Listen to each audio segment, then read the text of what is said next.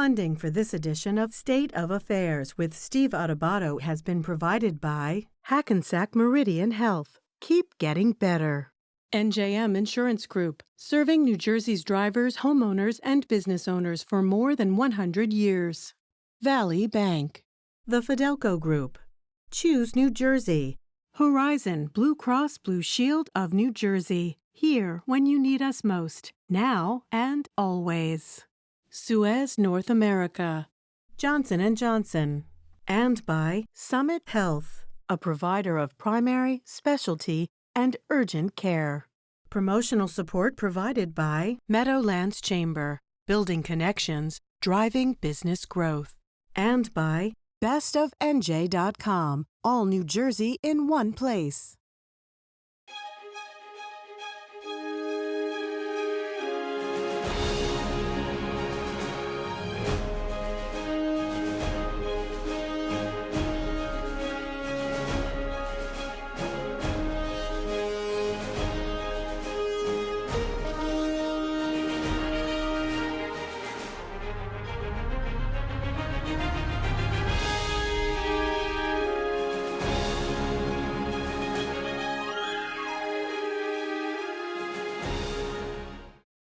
Welcome, everyone. I'm Steve Adubato. You know, a lot of people are wondering, hey, what happened on November the 2nd, 2021? We're taping on November the 16th. We're going to try to make sense of it. It'll be seen later. We may date ourselves, but we have a superstar panel to break it down. First, we're joined by our good friend, Dr. Ben Dworkin, director of the Rowan Institute for Public Policy and Citizenship at Rowan University, one of our higher ed partners. Tom Bergeron, owner and editor of ROI-NJ, and also Dr. Renee Formicola, professor at political science at Seton University, another higher ed partner of ours.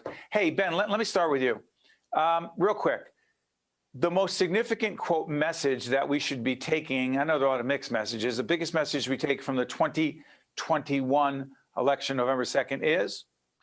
There's really two, and I'll say them quickly. The first is that if you don't get things done, your party will take a hit. And I think Democratic dysfunction in Washington, D.C. Clearly depressed Democrats. They just weren't excited to be Democrats heading into the election. And it certainly motivated Republicans. And the second key takeaway for 2021 was really just how angry, frustrated, and bitter the electorate was.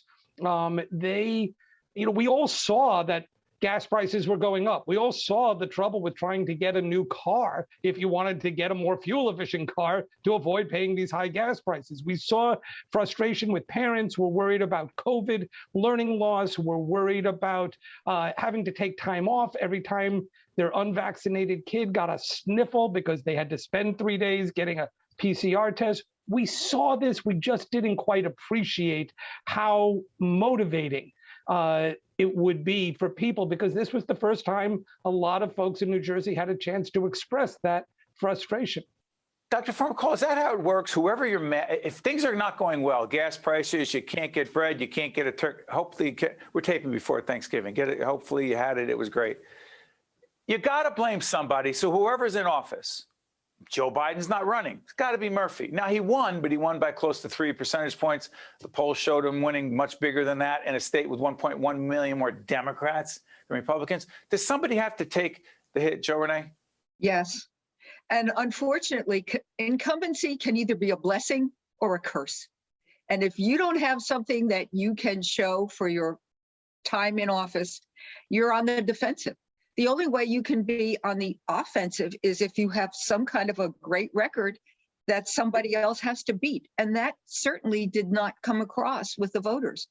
But Tom, I'm sorry, go ahead, finish your point, because Governor Murphy argued he had a great first round, if you will, that's part of the problem. He didn't realize that he didn't have a great first round. He didn't see the anger underneath. He didn't understand how a lot of people were really dissatisfied with what he had done. Especially if, all right, go ahead. No, how about, and then I want you to jump on this, and Tom as well. Raising the minimum wage, paid family leave, increasing, we're involved in a child care initiative, Reimagine Child Care, more money for child care than ever before, which supports the economy if people don't have child care, right? Doing a whole range of things, the legalization of marijuana. Renee, and then Tom, he doesn't get points for those things? he gets points, but they're overshadowed by the other problems that occurred.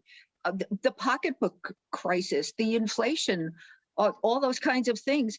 And the final word was, hey, if taxes are not for you, then this isn't your state. Are you kidding me? I mean, that just, as far as I'm concerned, that sunk him in my mind with a lot of voters.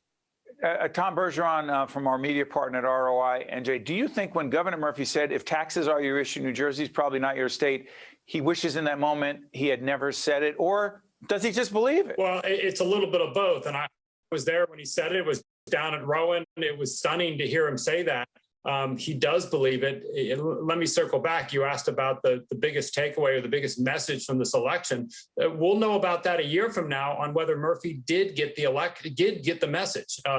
He seemingly has come out saying, no, I won. Everybody loves my policies. Everything is great. I'm the first Democrat to get reelected in 40 years. He seemingly missed the mark on what the message that's being sent. Now, a couple other things that you mentioned, does he get credit for? This was something that I saw going up to. He does get credit from some things. I'm going to turn to the business angle from a business publication. Between Fiserv, between Hacks, between Party City, between Beijing, there were a whole lot of business successes that he never touched upon. He ran a different race. He ran a pro-masking vaccine, got us out of this race, and that he thought that was playing to the electorate, and I think it went against him. He didn't mention his business successes at all, which is unusual for a progressive, perhaps. He stayed away from that, oddly. And Ben, by the way, we'll put up websites for everyone's connection, everyone's organization, and they can find out more there. Ben, let me ask you, we talk a lot offline as well about politics, but also, I'm more fascinated by policy than I am politics, but you can't separate them, can you? No, it's almost always. And, the old adage is that good policy makes good politics.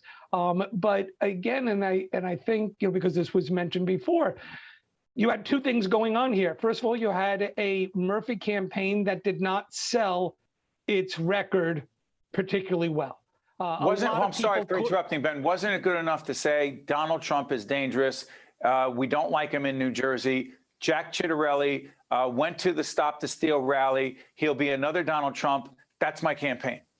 If that's all you took away from the Murphy campaign, then yeah, there were plenty of other reasons to not vote, to vote for him or against him. I don't think that was a particularly effective message. If you walked around and you asked people, look, Governor Murphy deserves re-election because a lot of people couldn't answer that, because they were frustrated, because they were overwhelmed by the pocketbook issues that the professor was talking about, and that they were willing to give him credit. I mean, the polls kept showing they're giving Murphy credit for getting us through the pandemic, but they weren't ready to vote for him because of it. They were ready to tell a pollster, yeah, he did an okay job, the New Jersey thing.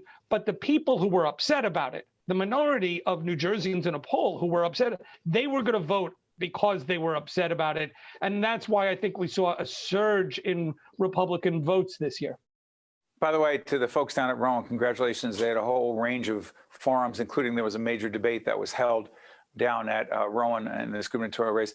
Dr. Formicola, let me ask you, Donald Trump matter at all in the 2021 gubernatorial race in New Jersey? Obviously, Virginia is Virginia. Youngkin, the governor, the gubernatorial candidate, the Republican Party said, Mr. Trump, no, you could stay away. I think Jack Ciattarelli said, no, you could stay away. Did Trump play a major role in the outcome in this race? No, I think that Trump becomes more irrelevant every day. The voters have a very short memory, and he becomes more irrelevant as other people step up to the plate. And all you have to do is look at the scene today and who is stepping up. Governor Chris Christie. I saw him on television this morning. What's he doing? I've seen, every single day I can see DeSantis, I can see Rubio, I can see Cruz, I can see other people making their play. And 2024. That's right. And I do campaign politics, and I can see this as the invisible primary that's already going on. And, one of the people in the primary who is not doing enough or having enough credibility at this point is Trump, because the Never Trump coalition is going to die. You don't see it. I think once Republicans get into the next election, the Never Trumpers will disappear and they'll come home, and they'll be in the Republican camp again. The base will be back. We'll moderate that. Excuse me. We'll monitor that. Hey, Tom, let me ask you something. As a business publication, as a public policy-oriented publication, name 3 major issues that the Governor Murphy, will have to deal with in the second term with a very different legislature, with a new president of the Senate. Senator Sweeney is out as Senate president. Senator Scutari is in. Craig Coughlin is the Speaker of the lower house. What do you think the top 2 issues are, let's say, and how will the legislature deal with him differently? Controlled by the Democrats, all 3 branches, if you will. Well, it's controlled by the Democrats, but let's be clear, the legislature, most people believe, is no longer controlled by Murphy. They laid down for him during COVID under the idea of, this guy's got all the power, we need to stand by him, we'll keep our spot, we'll get through this. Some people saw how close the elections were. Some people were eliminated, like Senator Sweeney and a number of other people. And now they're saying, okay, wait a minute, why are we laying down for this guy? The electorate doesn't. What do you mean lay down for him? I don't even understand what that means. What do you mean lay down for him? He got everything he wanted. He had complete control. He got the $4 billion when he got rid of the state of emergency. You mean the borrowing of the $4 billion? $4 billion. He said, yeah, I'll get rid of the state of emergency, but I'm still going to keep these half dozen other things. They didn't challenge him on anything. He made all of the decisions by executive order. They went along with it, sort of like, we're just going to ride this coattail. We're going to get through the pandemic. We're going to go from here. I didn't see a whole lot of opposition to anything that he said or wanted to do. He's been calling the shots for 4 years now. And I think everyone just went along with it. The pandemic, look, we'll get reelected. We'll figure out going on. I don't think that's the case anymore. So, Ben, let me ask you, you understand polls, you understand democracy, you understand voter moves. The governor, after the election, again, took a little bit of time to find out. He said, listen, we're going to proceed on a progressive agenda. He never said far left, but some people perceive that. And there are a lot of Democrats in the legislature who are more middle of the road. He says he's going to proceed, and the message he got was to proceed. Is that not the message? Well, look, I think one of the things that we just have to understand is that now he's a lame duck governor. And which means, what does that mean? Explain to folks. Yeah, sure. That means he can't run for re-election again. This is his last term as a governor, which means the moment this election was called, well, and starting really before, but the new election season for 2025 began. The number of people in the legislature who are going to now start trying to position themselves to be the next governor of a democratic state is going to be huge, and that's going to affect all of the politics that are going on in Trenton, because everybody understands. I think most people understand. Let's put it that way.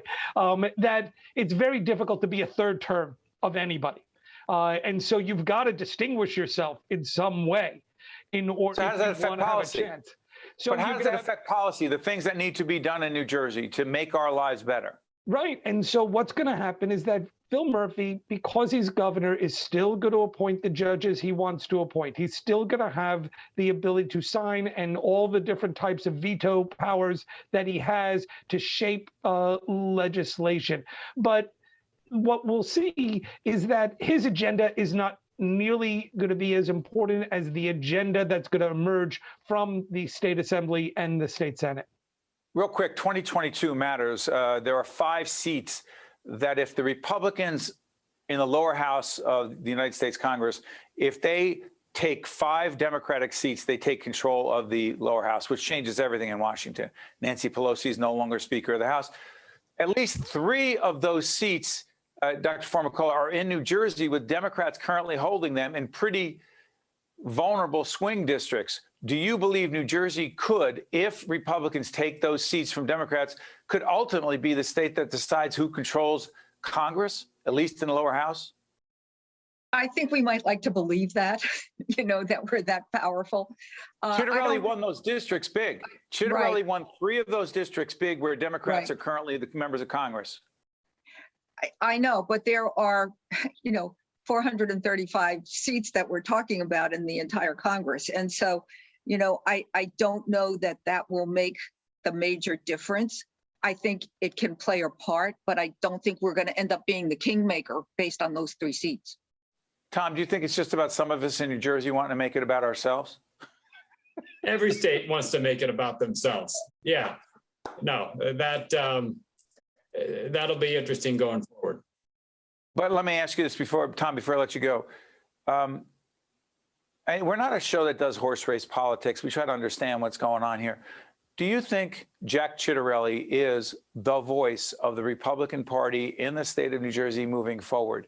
He is the voice, not Donald Trump, and frankly, not Chris Christie. Right now, I think that's a fair reaction. Now, again, this is a candidate that most people thought didn't formally get the ground game that he needed, but it looked like he did. There's nobody else out there. If not him, who is going to be the question? Now, as Ben said, other people are going to start jockeying for position. People are going to start moving around, trying to get that spot. But right now, he's going to be the voice going forward. And after what he almost pulled off, there's a lot of reason for people to jump behind him.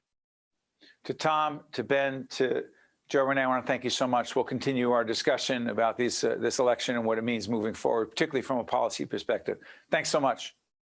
Thank you. Thank you. I'm Steve Adubato. That's a great panel. Be back after this. To watch more State of Affairs with Steve Adubato, find us online and follow us on social media. Hey, you want to make sense of an election and figure out what it means in the future? This is who you have on. Julie Roginsky, who's a Democratic strategist and president of Optimus Communications, and Mike DuHaime, Republican strategist and partner at Mercury. And by the way, check them out. Their weekly column in the Star Ledger and NJ.com called Friendly Fire. Julie, is that the right name, Friendly Fire? That's what they came up with. We don't take any credit for that one. How is it that send your complaints to Tom Moran. Oh, yeah, Tom Moran, that's your editorial page editor at the Ledger and NJ.com. Let me ask you something, Julie, real quick. Your biggest takeaway, because I read you and Mike every week, and you said this in the column, but I want you to say it here.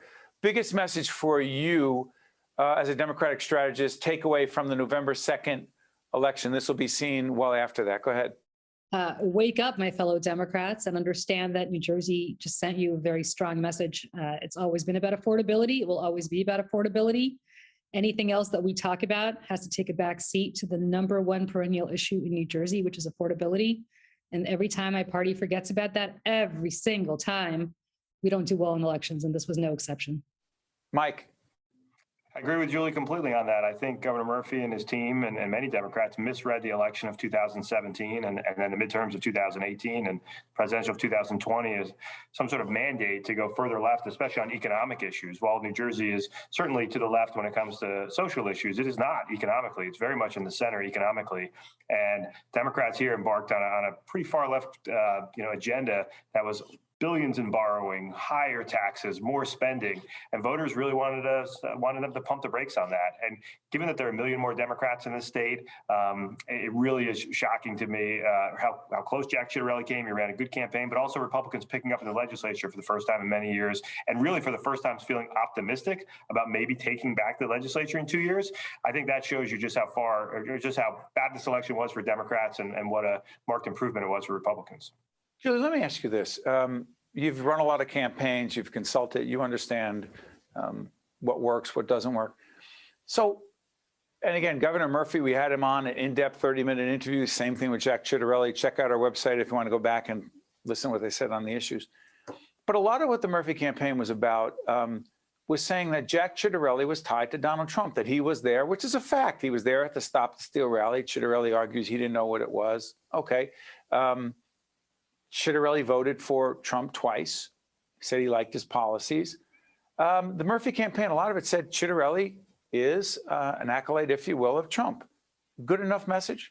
No, obviously not. If as Mike said, there's more than 1 million registered Democrats in New Jersey, and most of them either stayed home or came out to vote for Jack Ciattarelli. I mean, not most of them, but enough of them that this made it a 2.5-point election as of right now.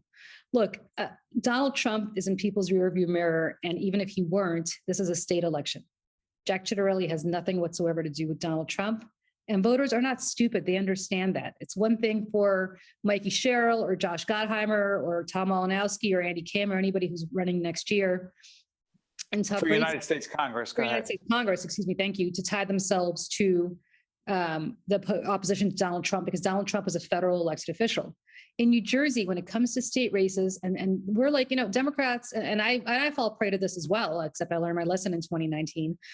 We're like Lucy with, we're like Charlie Brown with Lucy's holding the football, and we keep going after these social issues constantly when it comes to state elections, when the voters keep saying, look, I got involved in the Florio years, which is how old Mike and I are, but I threw you under the bus there, Mike, by the way, along with me in the age thing. But, the first elections I really paid attention to were the Florio gubernatorial election in '89. And the reality is, ever since then, Democrats, in my memory, have always sent the same message, as well as Republicans and independents. When it comes to state elections, focus on pocketbook issues. That's all they care about. Every once in a while, I forget about that as well. I would not have forgotten about it this year. I think the Murphy administration, quite honestly, did. And you cannot go around telling people that happy days are here again and things are great when property taxes keep going up, when you're paying more at the pump, when you're paying more in tolls to drive the turnpike, so on and so forth. Every focus group I've seen, voters are screaming out and they're saying we cannot get blood from the stone anymore. Democrats need to pay attention to that and speak to voters and meet them where they are and stop telling voters about Donald Trump when they want to hear about pocketbook issues when it comes to state elections. Mike, and again, don't want to do horse race stuff or analyze politics too much. I'm interested more in policy, but Jack Ciattarelli saying to Donald Trump, don't come here.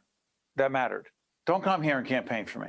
Yeah, this is in New Jersey and in Virginia that was successful in that, to Julie's point, voters are thinking about the future, not the past. Donald Trump is not the president anymore. While he was president or a candidate, voters were sending a message they wanted to go in a different direction. He's not anymore. Democrats made the same mistake in 2009, spending tens of millions of dollars trying to make Chris Christie into George W. Bush. George W. Bush actually had lower approval ratings at that time than Donald Trump does now. It didn't work then, and it's not going to work in the future. The same thing happened. You mean when Christie was running for governor? When Governor Christie was running for governor, that's exactly right. And voters, to Julie's point, voters in New Jersey and Virginia, they separate these state elections from federal elections very well. The voters who turn out understand the governor here doesn't have a vote for the United States Supreme Court and doesn't have a vote in the United States Senate. So I think it was a mistake for Democrats to try to nationalize this election on social issues. And for Republicans, it was beneficial to bring it back to local issues, bring it back to taxes, bring it back to bread and butter issues. And actually, and Democrats in Washington not being able to get out of their own way on the trillions. Okay, that's what I'm about to say, Mike. I'm sorry for interrupting, Mike. I want to follow up on that. Yeah. Julie, both you and Julie say it's not a national election, but so many of the polls that we saw, not the ones that were all wrong about the election and that would be a blowout, but the ones that afterwards, the exit polls said people were concerned that the Democrats in the White House, together with Democrats in Congress, yes, we're taping this at the end of November, and some things have happened. But before that election, they couldn't get it together. They couldn't get the infrastructure bill passed. The Build Back Better bill did not pass. You're saying that did not hurt Phil Murphy, Mike? I'm saying it did. I'm saying it did. It made it worse. You can't ignore the fact that Biden won Virginia by 10 and New Jersey by almost 17. You can't ignore that changed, partly because it played into the same narrative. Democrats in Washington were not arguing over the merits of the plan, which I know Julie will comment on, their messaging problems. They were arguing about how many trillions of dollars to spend. And that's on the heels of, in New Jersey, we're going to borrow billions, we're going to raise taxes, we're going to raise tolls. At some point, voters say enough is enough. And so the problem for Democrats in New Jersey was that the message coming out of Washington was kind of the same, that narrative of like spend, spend, spend. Eventually, voters were supportive at the beginning of COVID, but eventually enough is enough for most voters. No, Julie, I go ahead, Julie. That if I can, Steve, because look, Democrats, as we're taping this now, just passed with the Republican support. I might add this humongous. Yeah, we're taping this on the 16th of November. Go ahead. Right, with this humongous infrastructure bill, which is going to be a boon for New Jersey, and not just New Jersey, but the region. The reality is that until voters start to feel that in a really tangible way, it's just numbers on a piece of paper.